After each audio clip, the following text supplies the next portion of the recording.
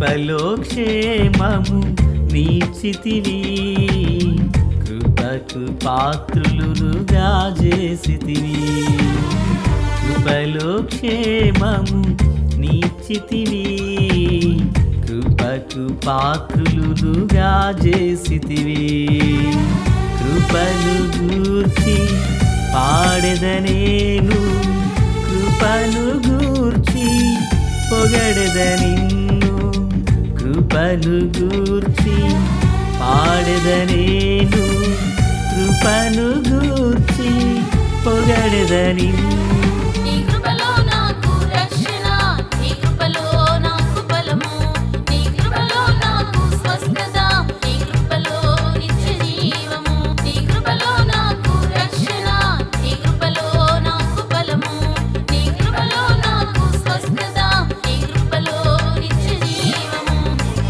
కృపలో క్షేమము నీచితివి, కృపకు పాత్రులుగా చేసితివి.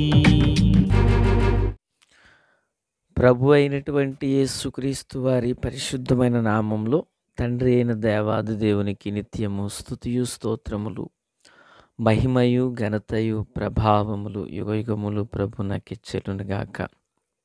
ఆత్మీయులారా, బాగున్నారు కదా? దేవుని మహాకృపను బట్టి మరో పర్యాయం మనం ఎలాగున ప్రభువును స్తుతించే కృపా భాగ్యం మహాదేవుడు మనకు అనుగ్రహించి ఉన్నారు. దయగలిగిన ఆయన ఆత్మచేత సమభూమి గల దేశమున ప్రభువు మనలందరినీ నడిపించునుగాక.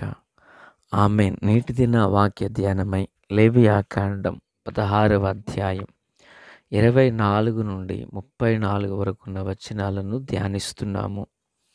మూలవాక్యమై 29.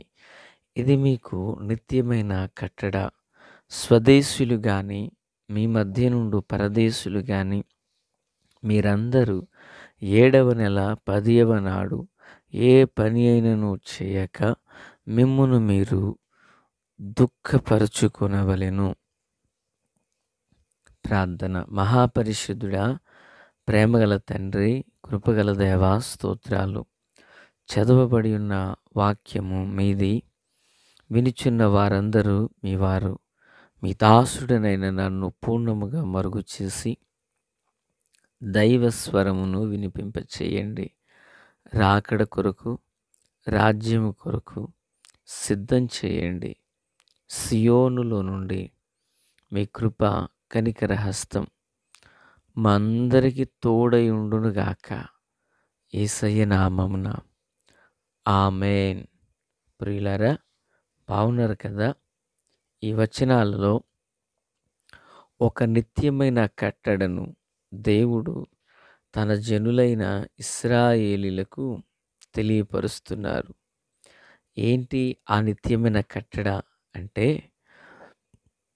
స్వదేశులు కానీ మీ మధ్య నుండి పరదేశులు కానీ మీరందరూ 7వ నెల 10వ నాడు ఏ పని అయినను చెయ్యక మిమ్మును మీరు దుఃఖపరుచుకొనవలెను అని ప్రభువారు చెప్పారు. ఇది 7వ నెల 10వ నాడు అన్నారు. ఇది ఒక మనుషుడు తన పాపము విషయమై పవిత్రుడు అగునట్లుగాను, ఆ దినమున తమ్ము తాము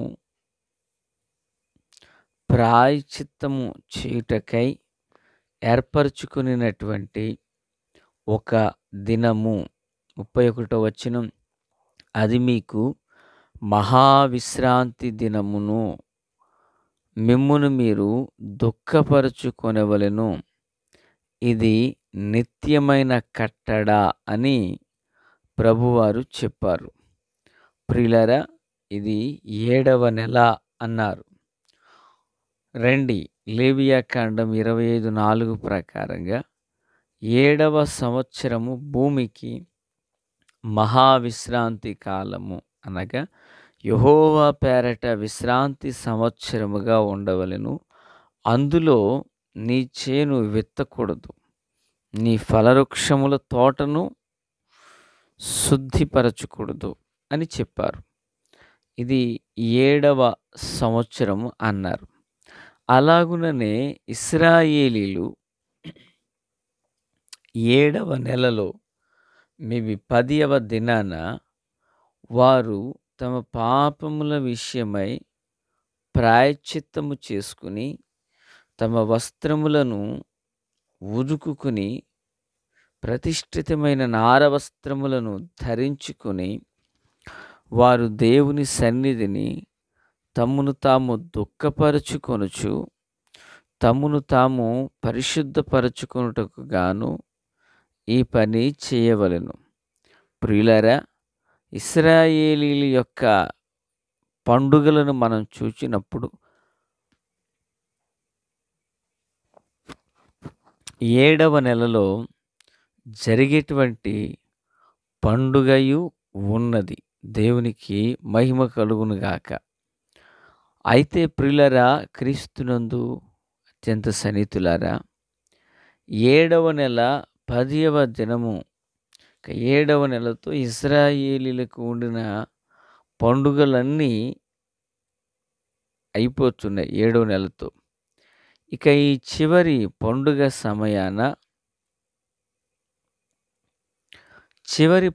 సమయాన వాళ్ళు తమ్మును తాము దుఃఖపరుచుకొనాలి, అనగా ఉపవాసం ఉండాలి. ఉపవాసం, బాధను అనుభవించడం, లేకపోతే అణచుకోవడం, అనేక అర్థాలు ఈ ప్రాయశ్చిత్త దినాన వారు చేయవలసిన పనులునై ఉన్నవి. యూదులు అతి ముఖ్యమైనటువంటి విధి, వాళ్ళు అన్యజనులో కలిసిపోకుండా తమను తాము పరిశుద్ధపరచుకొనుటయే వారికి దేవుడు విధించినటువంటి నిత్యమైన కట్టడ. ఏ పని వాళ్ళు చేయకూడదు, ఉపవాసం ఉండాలి, ఎవరికి వారు తగ్గించుకోవాలి, దేవుని యొక్క చేతులకు తమను తాము అప్పగించుకోవాలి. నా దేవుని పిల్లరా, పశ్చాత్తాపపడాలి, ప్రాయశ్చిత్తం మీదే నమ్మకం ఉంచాలి. ఒక వ్యక్తి పశ్చాత్తాపం నమ్మకం లేకుండా ఉంటే యేసు చేసిన ప్రాయశ్చిత్తం వల్ల ఏ వ్యక్తికి ఏ లాభం ఉండదు. మనుషులందరూ పశ్చాత్తాపపడి దేవుని యొక్క సన్నిధి, కృప కొరకు, కనికరం కొరకు వాళ్ళు కనిపెట్టాలి.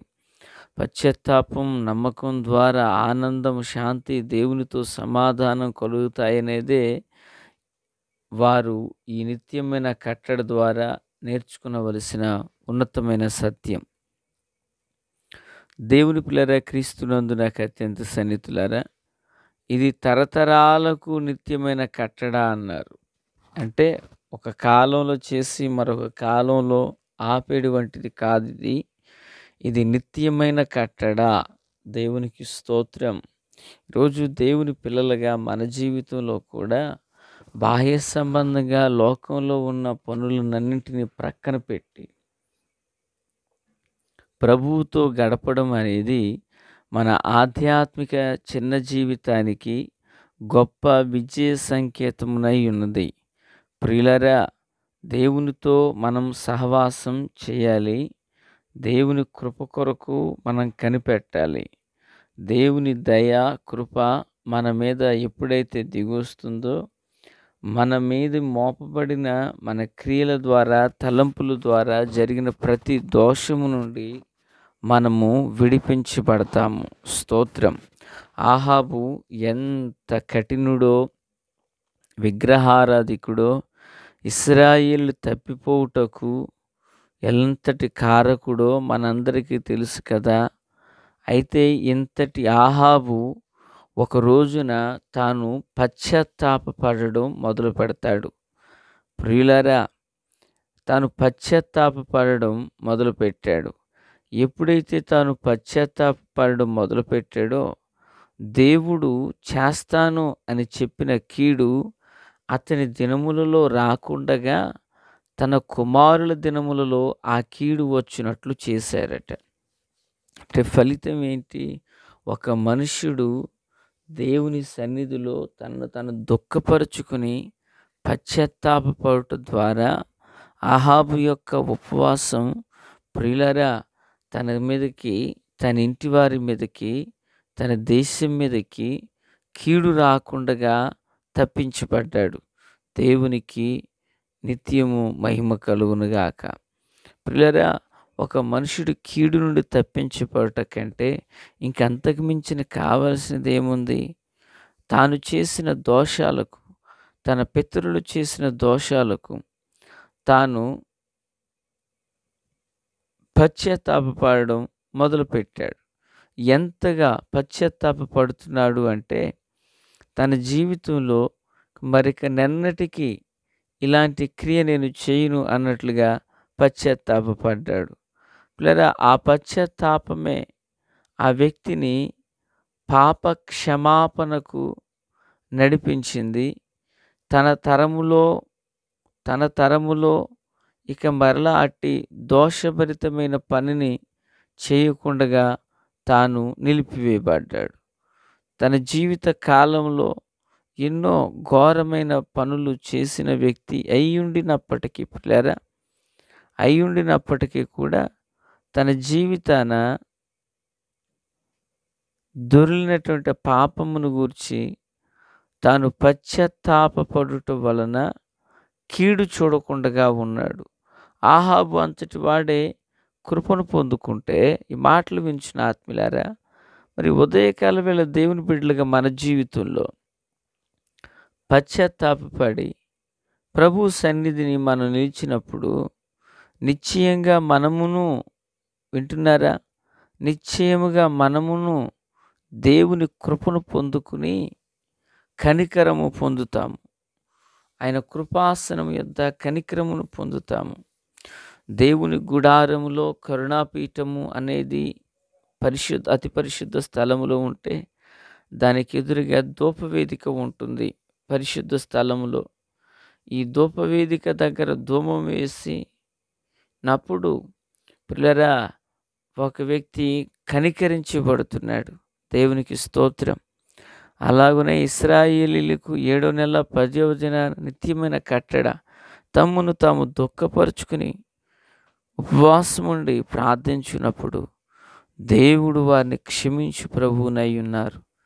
దేవుని దీవెన, ప్రభు అయిన యేసయ్య కృప, పరిశుద్ధాత్మ దేవుని యొక్క సన్నిధి, సహాయ సావాసం మనందరికీ అనుగ్రహించబడును గాక.